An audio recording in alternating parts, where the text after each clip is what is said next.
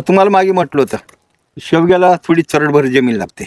भारी जमिनीमध्ये कसं आहे, थोडी शरीक वाढ जास्त, फ्लॉवरिंग यायला, कळी लागायला वेळ लागतो थोडा, मग वेगळ्या ट्रीटमेंट द्यावं लागतात. परंतु आज मी तिला बघा, तो पहिला जो प्लॉट आहे भारी जमिनीतला, तो प्लॉट ह्याच्या अगोदर 10 दिवस कटिंग केलेला आहे. परंतु 10 दिवसानंतर लेट होऊन सुद्धा हे बघा, हे हलक्या जमिनीचे परिणाम आहे. कसं कळी आणि फ्लॉवरिंग भंपर निघायला लागले, भंपर एकदम. आता त्याला उद्या जे मागे आधी पावसामुळे होतं डावण्याचा, त्याला स्प्रेइंग केलं होतं, थांबलेलं आहे. परंतु आतल्या बाजूचे जे पानं आणखीन पिवळे आहेत, त्याच्यासाठी उद्याचं फवारणीचं नियोजन आहे. त्याच्यामध्ये साप पावडर ते घ्यायचं मी उद्या सांगणारच आहे. परंतु काही शेतकरी बांधवांच्या कमेंट्समध्ये असं आलेलं आहे की आम्हाला ह्याची डिटेल्स माहिती पाहिजे.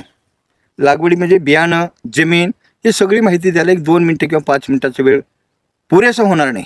मी आज विचार केला होता दुपारी की करा व्हिडिओ, पण आता नेमकं 2 मिनटामध्ये काय सांगायचं हा एक प्रश्न पडलेला आहे.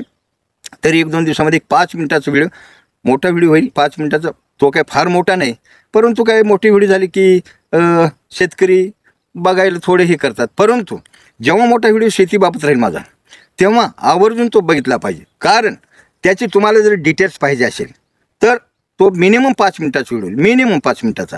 तर मी तसा एक उद्या व्हिडिओ करून पोस्ट करणार आहे. ज्याच्याकडे शेवगा आहे त्यांनी तो व्हिडिओ अवश्य पाहावा.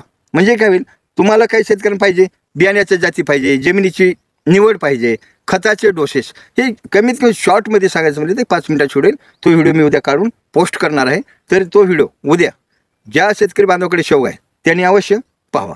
नमस्कार.